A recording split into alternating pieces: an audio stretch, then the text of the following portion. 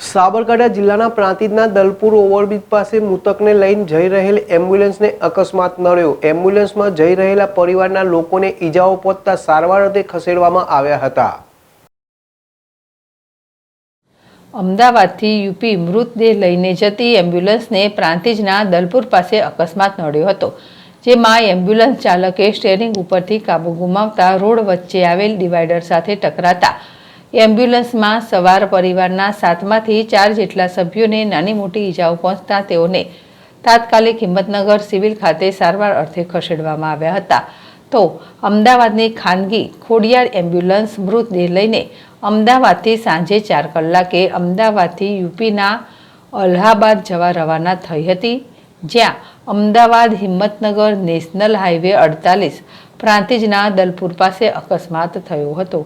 તો તાત્કાલિક બીજી એમ્બ્યુલન્સ બોલાવીને મૃતદેહને બીજી એમ્બ્યુલન્સ મારફતે યુપી ખાતે લઈ જવામાં આવ્યો હતો। તો અકસ્માતને લઈને રોડ ઉપર અવર જવર કરતા લોકો અકસ્માત સ્થળે દોડી આવ્યા હતા। તો પ્રાંતિજ પોલીસને જાણ થતાં પ્રાંતિજ પોલીસ પણ તાત્કાલિક ઘટના સ્થળે દોડી આવી હતી અને આગળની કાર્યવાહી હાથ ધરી હતી। જીલ રાવલ, જેડેશ ટીવી, પ્રાંતિજ।